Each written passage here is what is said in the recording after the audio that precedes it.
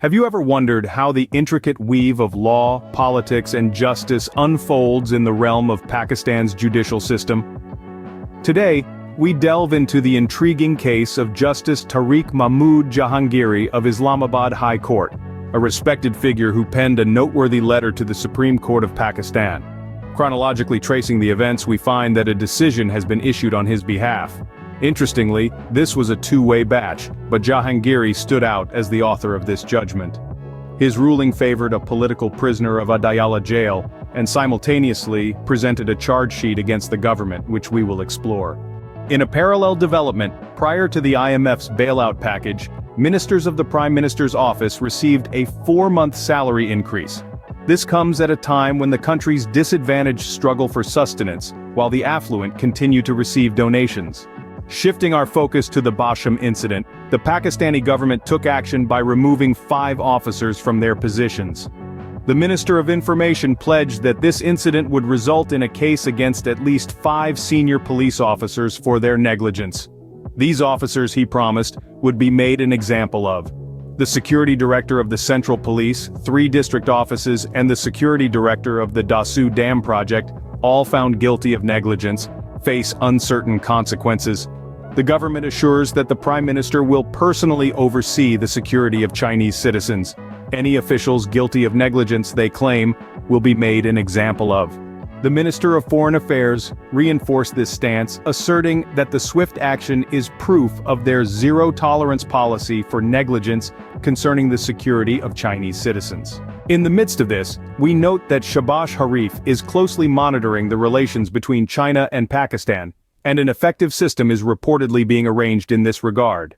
This narrative unfolds in the aftermath of a tragic event where 5 engineers lost their lives in a suicide attack on a car in the province. Hundreds of Chinese engineers and workers stationed at Dasu and Diamir Basha dams face security threats in the mountainous areas.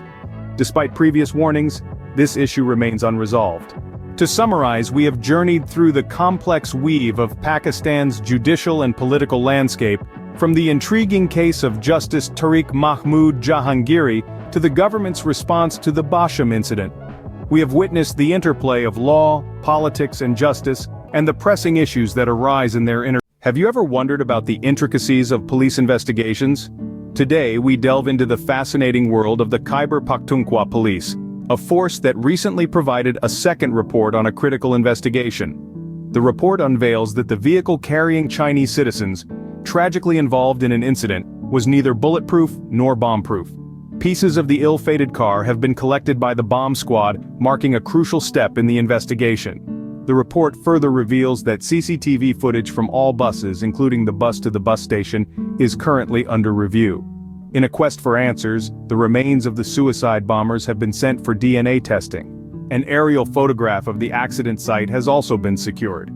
According to the police, the distance from Jaiwakwa to Basham is roughly 6 kilometers, while the bus route to Dasu Dam stretches over 77 kilometers. The bus, tragically found 300 feet deep and on the brink of destruction, was a mere 15 feet away from another bus. In a surprising twist, the Khyber Pakhtunkhwa police have stated that the car was neither bomb-proof nor bulletproof. This revelation sheds new light on the tragic incident. In contrast to this somber news, it has been revealed that 4 additional salaries have been approved for the officers of the Prime Minister's office, a few days before requesting a new bailout package from the IMF. This move, approved by Treasurer Mohammed Aurangzeb, contradicts claims of sufficient currency.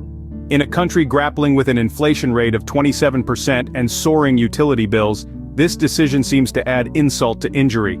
Despite these challenges, no extraordinary work performed by the government officials, which could have benefited the state of Pakistan and justified a reward, has been identified. To add to the irony, the Prime Minister recently acknowledged that the cup of tea served in his office is bought with loan money, yet he not only accepted 4 salaries as a reward, but also instructed his treasurer to do the same. Meanwhile, there's an important precedent in the 2 NAB references against Fawad Chaudhry. This is the system of our country, and this is how things run according to their own will. In conclusion, the Khyber Pakhtunkhwa police investigation reveals a tragic lack of security measures, while the actions of the government officials continue to raise questions. These are the stories that shape our world, the tales that define our times, Stay informed, stay engaged, and always remember, knowledge is power. Have you ever wondered how the wheels of justice turn when it comes to high-profile cases? Today, we delve into a fascinating decision penned by Justice Tariq Jahangiri of the Islamabad High Court. A decision that involves the former Deputy Minister Fawad Chaudhry, a notable figure accused of corruption in the Jhelum Road project. Our story begins with the National Accountability Bureau, or NAB, building a case against Fawad Chaudhry. The accusations were severe, alleging Chaudhry accepted a hefty bribe of 50 lakhs from a contractor named Muhammad Ali. The evidence? Statements from two individuals, one of them being the contractor himself, as recorded by the NAB. However, there was a twist in the tale. The prosecutor, in a surprising turn of events, admitted that there were no other evidences against the accused.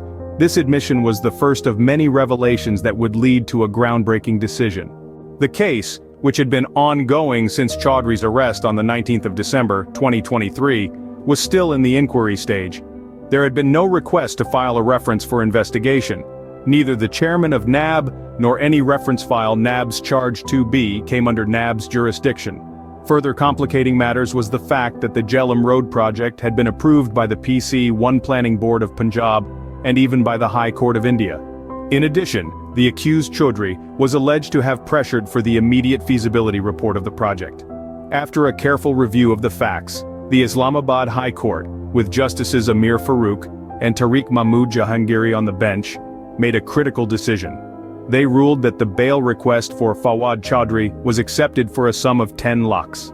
The decision, however, was more than just about bail. Justice Jahangiri, in his written decision, stated that as the project had been approved by the CDWP and ECNEC after completion of all legal and codal formalities, and the contract had been awarded to MWF, the matter of the petitioner did not fall within the ambit of National Accountability Bureau. This meant that Chaudhry had been arrested for several months on a basis that was not within their jurisdiction.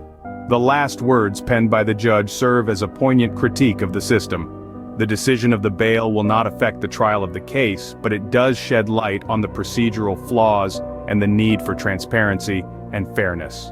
And so, Fawad Chaudhry returned home, released, and with a renewed sense of purpose. His journey is a testament to the complexities, the challenges, and the triumphs of the legal process. As we reflect on this case, we are reminded of the importance of due process and the pursuit of justice. In the end, may justice always prevail. May it be the supporter and helper of all. Thank you for joining this exploration into the world of law and justice. Until next time, stay curious and never stop seeking the truth.